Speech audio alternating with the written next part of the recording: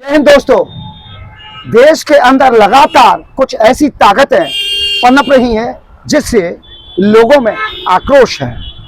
अब यह आक्रोश देश ही नहीं दुनिया में देखने को मिल रहा है। बांग्लादेश एक ऐसा देश जिसको आज़ाद कराने में भारत के सिपाहियों ने अपना खून बहाया और उसको आज़ाद कराया, पाकिस्तान से आज़ाद कराया।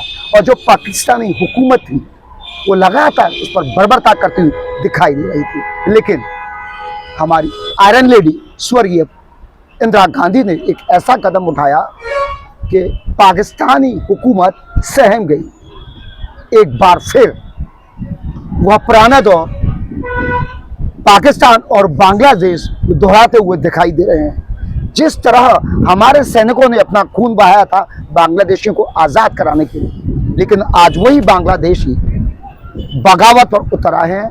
और मैं तो ये कहूँगा एक तरीके से वह एक ऐसी हरकत को अंजाम दे रहे हैं जिसने इंसानियत को भी शर्मसार कर दिया है।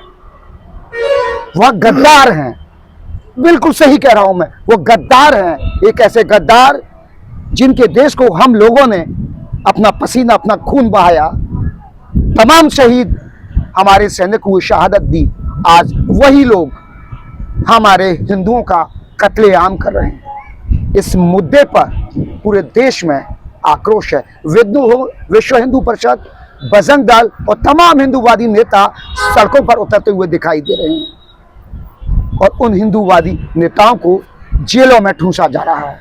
आज जिस तरीके से नई दिल्ली के अंदर एवं तमाम राज्यों के मुख्यालयों पर जो हमने देखा वो वाकई में दर्दनाक है और हिंदुओं में उबाल कर लाने का काम कर रहा है। पुलिस भी हम हिंदुओं पर लाठी बरसाती हुई दिखाई दे रही है।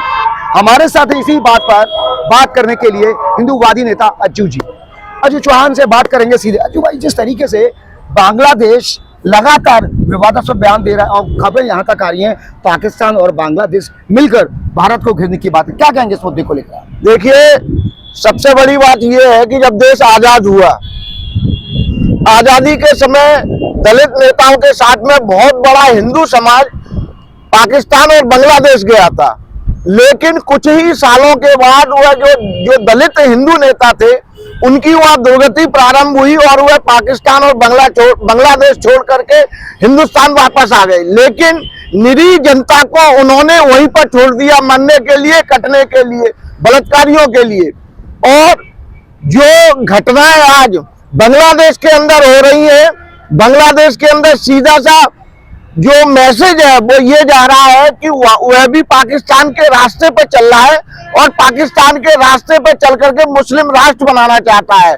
शेख हसीना के बाद जब से ये सरकार आई है, दूसरी सरकार आई है, छात्रों के जो वहाँ जो गुट हैं उन लोगों ने ऐसे काम किए हैं कि आए दिन हिंदुओं के अत्याचार हो रहे हैं। छोटी छोटी बेटियों को उठा लिया जाता है, जबरदस्ती उनसे शादी की जाती है, अगर शादी नहीं करते हैं तो धर्म कबूल करवाया जाता है और जो हिंदू धर्म कबूल नहीं करता है उसकी हत्याएं हो जाती हैं। जिस तरीके से भारत ही नहीं अब यह मामला पूरी दुनिया में गूंजता हुआ दिखाई दे रहा है कि अल्पसंख्यक जो कभी बहुसंख्यक पूरे देश में थे, अल्पसंख्यक होते हुए दिखाई दे रहे हैं। बांग्लादेश के अंदर 15% से ऊपर आबादी थी, आज वो 1 या 2% बांग्लादेश में सिमट कर रह गई है।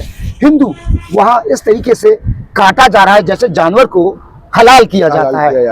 ये बहुत बड़ी बात है। लेकिन बीते दिनों हम लोगों ने 6 महीने पहले गर्मियों के दौरान हिंदूवादी तमाम सरकार के लोग भी सड़कों पर उतरते हुए दिखाई देते हैं, लेकिन एक बार फिर वही चीजें दोहराई जा रही। आखिर हिंदू कब तक सहेगा?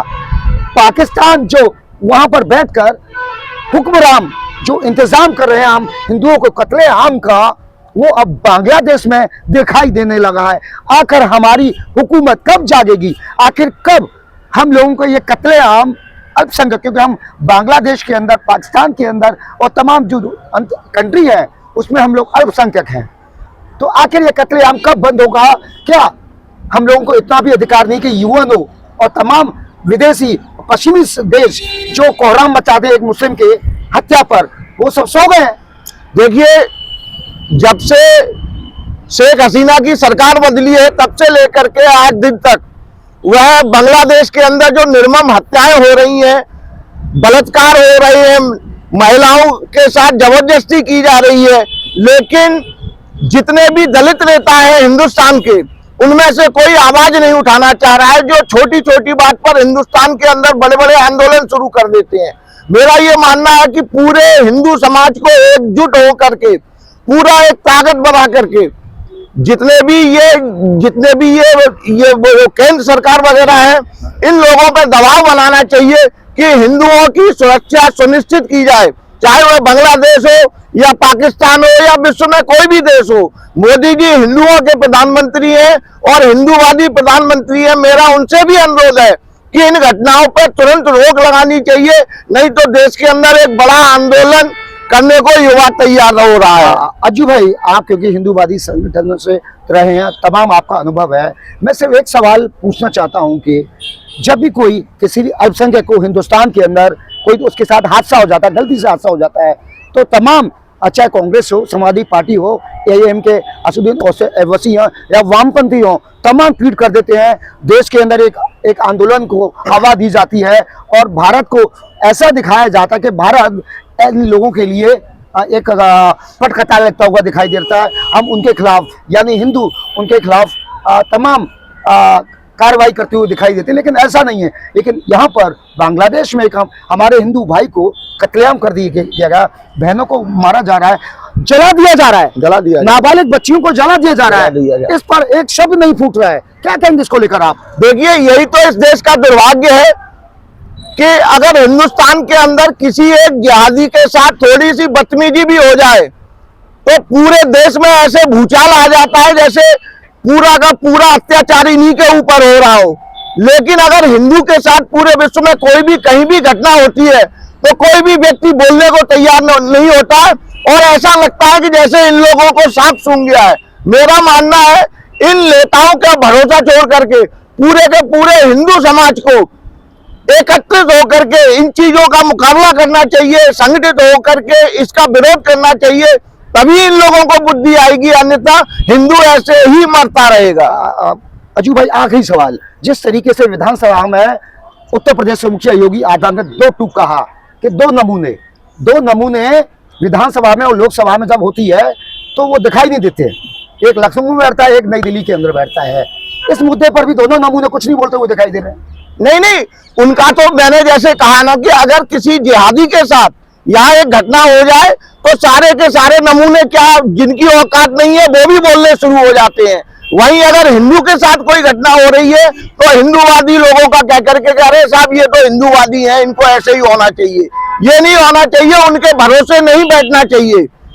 पूरे के पूरे हिंदू समाज को एकत्रित होकर के और इसका विरोध करना चाहिए, चेतावनी देनी चाहिए कि अगर तुम लोग नहीं बोलोगे या सहयोग नहीं करोगे तो ऑफिसों से निकाल करके जूते मारते हुए इनको सबक सिखाया जाए। ये थे हमारे साथ अज्जू चौहान, हिंदूवादी नेता, और इन्होंने जमीन पर उतरकर कई सारे आंदोलन किए। और जो मेरे पीछे आप दीवार देख रहे हैं, ये मुगलों की सल्तनत है, कहा जाता है मुगलों की सल्तनत है, लेकिन वही तमाम पुरातत्वविद कहते हैं कि जितने भी हिंदुस्तान के अंदर ऐसी इमारतें हैं वो सब हिंदुओं की देन है। मैं किसी डिस्प्यूट में नहीं जाना चाहूंगा, मैं सिर्फ इतना कहना चाहता हूँ, इस पर मैं सिर्फ मैं इतना कहना चाहता हूँ कि आज जो हिंदुओं की बेकदरी हो रही है वो कहीं ना कहीं हम हिंदुओं के कारण ही है। इसलिए आज देश के युवाओं को, दुनिया भर में बैठे हुए हिंदुओं को जागना पड़ेगा। जातिवाद को छोड़िए आप, मैं बता रहा हूँ, आज फिर मैं एक बार कहना चाहता हूँ, मेरी बात बहुत लोगों को चुभती है। जातिवाद को छोड़ना पड़ेगा। जो जातिवाद का जहर तमाम हमारे मुगलों ने और तमाम राजनीतिक दलों ने जो बोया है, हम लोगों को बांटने का काम किया है, उसको हमें छोड़ना पड़ेगा। एक बार फिर आखिरी बार बोलना चाहूंगा, कुछ कहना चाह रहे थे आप? देखिए, ये जो पुरातत्व विभाग की इमारत है, इस इमारत के बारे में क्या देश के अंदर जितने भी किले और मकबरे हैं, मकबरों को छोड़ दीजिए, किले और ऐतिहासिक स्थल है, उन सबको हिंदू राजाओं ने बनवाया था। जैसे कि ताजमहल के बारे में आप ले लीजिए, ताजमहल जयपुर घराने की संपत्ति है, राजा मानसिंह के समय इसको लिया गया था।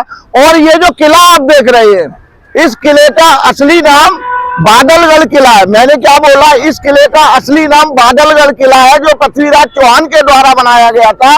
लेकिन इतिहासकारों के द्वारा जो हिंदू राजाओं की बेरुखी हुई है, जिनका अपमान किया गया है, और उसी का ये नतीजा है कि इसको बताते हैं कि बाबर ने बनाया था, अकबर ने बनाया था, उसने ये किया था। अरे सुनिए, जहां से ये लोग आए थे, आज भी वहां जाकर के आप देखिए, वहां धूल उड़ती हुई दिखाई पड़ती है। झुग्गी झोपड़ियों में ये लोग रहते थे और यहाँ आकर के इन्होंने किले बनवा दिए। अज्जू भाई ने एक बड़ा सिकुआ यहाँ से छोड़ दिया है।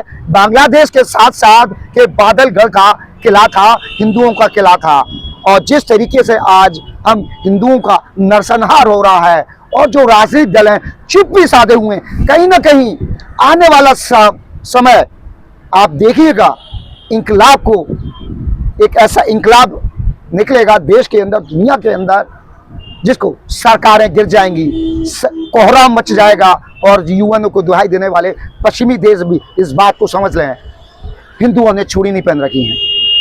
और जिस तरीके से बांग्लादेश के अंदर, तमाम कंट्रीज के अंदर हम हिंदुओं का कत्लेआम किया जा रहा है, आखिर अब यूएनओ कहाँ चला गया, मानवाधिकार कहाँ चला गया, और अल्पसंख्यकों जो भारत के अंदर है, आखिर एक ऑप्शन पर कुछ भी घटना हो जाती है उस पर चीखने चिल्लाने लगते हैं, सड़कों पर उतर आते हैं। आखिर ये लोग अब कहाँ गए, कौन से बिल में छुप गए हैं? मैं पूछना चाहता हूं कांग्रेस और वामपंथियों से और तमाम साइकिलवादों से कि आखिर वो लोग कहाँ हैं? क्यों नहीं हिंदुओं पर आप बोलने को तैयार हैं?